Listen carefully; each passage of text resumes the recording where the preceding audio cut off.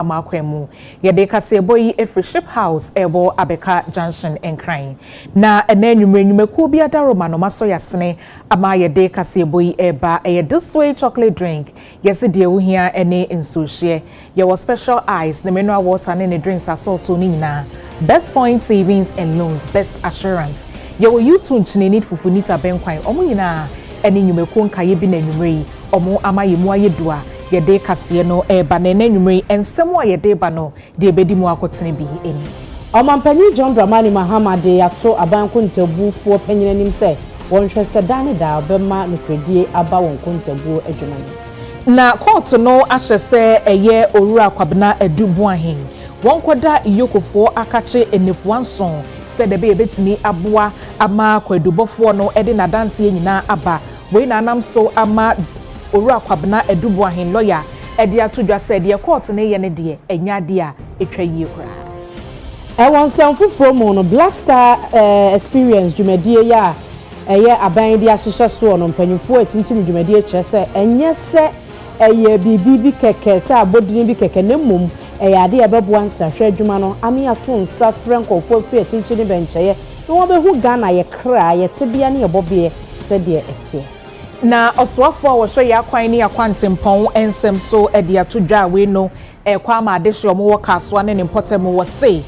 ekwan no mo ye ne yeden a ebeka ebinom enti oni se wo bi si kwan wo dan bi si hodom na aban edwirigu ampata sika bi odeba ma wo no bomodi ase obeso yede ani kiremu kasapen so abetodwa se subrantam bi ye mframadi akire atiagu ama ye kasai de enipa dodo no a abonyinya enya asenketo akra titine ni Emma Pentecost asafo ede atodwa se Pentecost asafo no bekoso a na omaye omafemu de aboa omai no empunto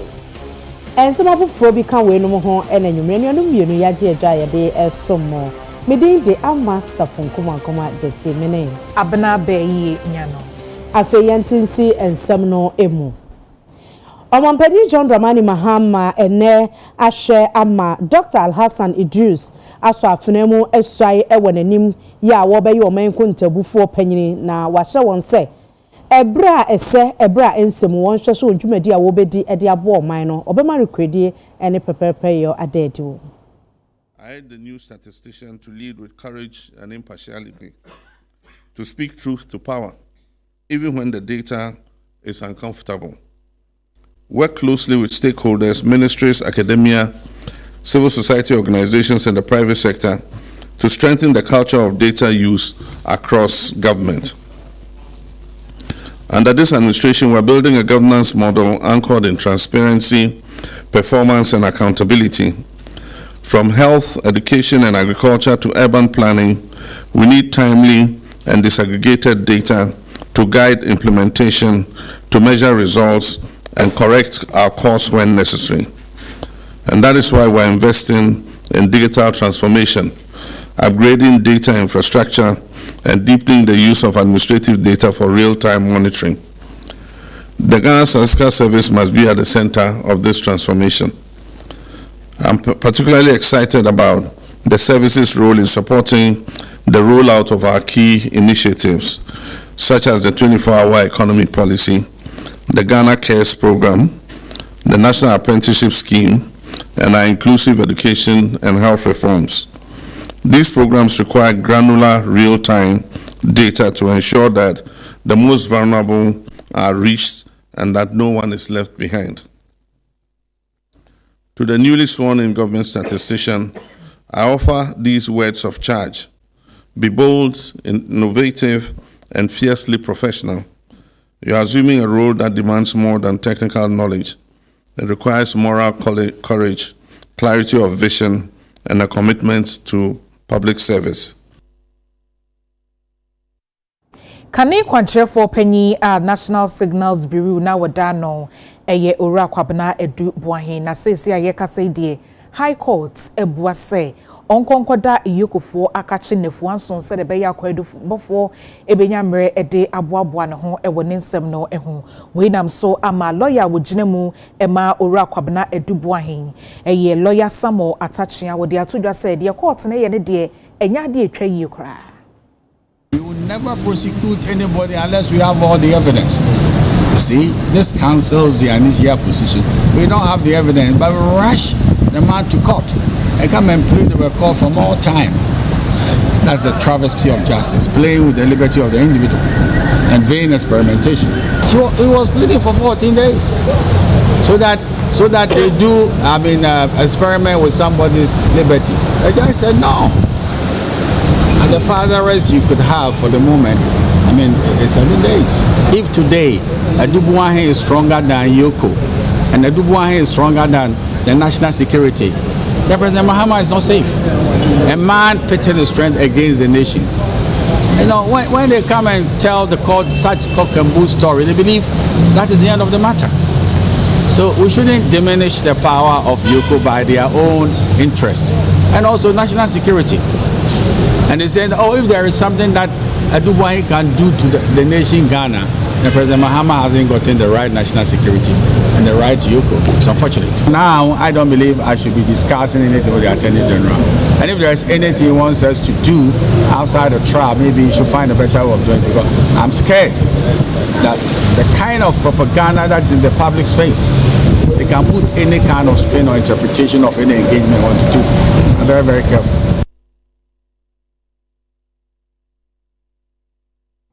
Yetiesi apomodene ensemu onimonyamfo kwabena minta akando eyeswafo a wo hwe apomodene ho nsem so ye kase ye die yade a wapaw ye etitinafo se wo mo emeda kolebu abanya asabia na fei ho na Tamale Teaching Hospital no ano said ye be ya board no ebehwe sa ya asabia no adwumadie nyina betumi akonkan wo wie no wahye won se wo se won mada said ye dikanfo a edikan beda ya asabia na no eye wadwumayie na wode niema tutu yie no won so waba no ometo aso nempo onhyemu kenansene said ye edikanfo no eyeye. Act now, teaching hospitals, and FDA, and physicians and surgeons college, almost say board, governing boards, and councils. Into a power and in before in the BR4, the BR, some measure now, or matoto, institution be on and yes, as a board, your decisions be over.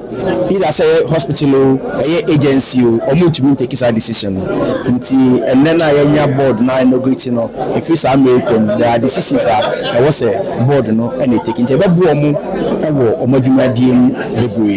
hospital so ban paswa and say the petty na obenya be pass obekinya ko bibia konya ayarehwe na enkoba se obi yare a na yem hihye so beko ayaresabia na obeko malam bi ho ana obeko osofu bi ho so hu but your bia wo se wo na konya ayarehwe na afi o mbehwe se aban hospitals ahodo no so no behwe se da bia bedi ho ni ibenya niema ye bedi djuma e hospital ni mu ya ban beto amon bia mbebo ho ban na mo so aye bia ka ho na yira no yetimi hu se ya pomuden ensensam so be gyan national Ghana so be na fonya ho paso na maka se aban esi hospital mawa na se ye se fahwe nipa apomuden eho a ye wo se wo ye ne se wo hwe ayaresa bia ni ye na mra no be kora nti simin bi ya na kora se ne be ya emu nkotere so afido bi ne be se ya ne akora ana ebeto foforo na yen nyina ne ebetwen aban so mpamfiri nkran konfamra na mum de ebeburo ma ho de nso de ne ye ho se ebeboa na ya hu se bibia konkan minister na ma yadwuma kese bi se on pese Nobel syndrome ebeto aso ne ebeka se obi empan ni ho obi be fi baby aba kolebu na ya kase empan ni ho yadwuma kese da yeso enti ye bedi hu adwuma ne ya hwe because obi oba kolebu na chese asem no hu hia pa enye hospital kitwa ase bi obi sorry no oba ho keke enti doctor bi kase obi mba kolebu na chese adina bosa doctor no so enti den ye be ya at least emergency cases no ebia ba ebetimi ahwe omunyina yentimi hye bose be ne ya but ebe ye hu adwuma se de be ya ye kolebu ensan obia se onsan ko nechi se mpan ni ho ye be hwe na ye adwuma no so akoyie ni obia ba ho a aye a good environment obetimi anya apomodin na enije no de akofi kolebu staff na nkasa omonso aye omonije se obetimi ahwe nkofo na nkofo ni age enti me jindi so obi wo ho a ɛyɛ ne dɛ sɛ Kolebu ɛnkɔ so nti mɛsrɛ sɛ staff so ne nyinaa de wɔn ahoɔden nyinaa bɛka ho ne nyinaa yɛ baako ne collaborate ne offer the very best ama yɛn patient nti me sure say yɛn new CEO and CEO benya management of the hospital na ade nyinaa yɛn nyinaa benya support here free staff no ne nyinaa etimi aboa na ya boa yɛn ayare yarefo a ɔmo ba yɛn nkyɛn abɛgye ayaresa.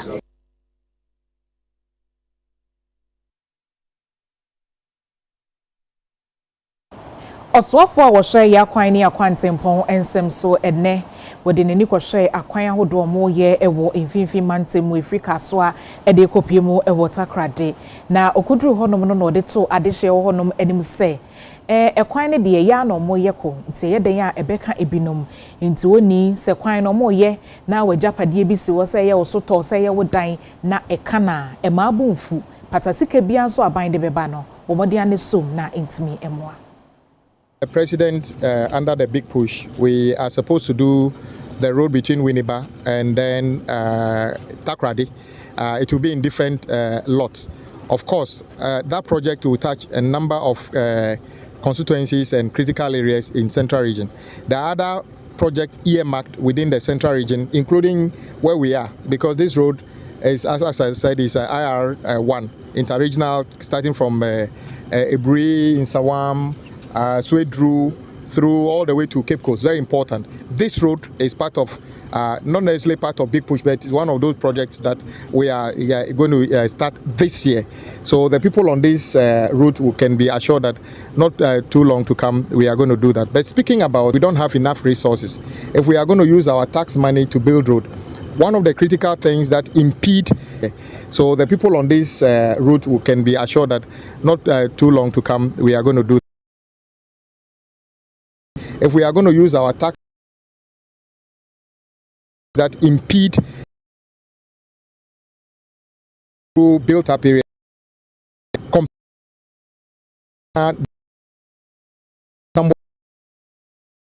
you compensate. But sometimes when the process on the compensation drags on, some people even take court to basically stop the project. We are appealing to Nananom that, for instance, Winneba to Takrade is a major project. It will surely affect some people's livelihood. But if it's not affecting your bedroom, your where you sleep and other things, let's be flexible in agreeing on what the compensation should be. You can. Some people want to use the, we call it project affected persons regime to lottery. Sometimes when I hear the figures, people are looking for, give me 100 million Ghana cedi, give me 50 million Ghana cedi. What is even the total value of the project? So I'm appealing to the other communities that are looking for that project. If it becomes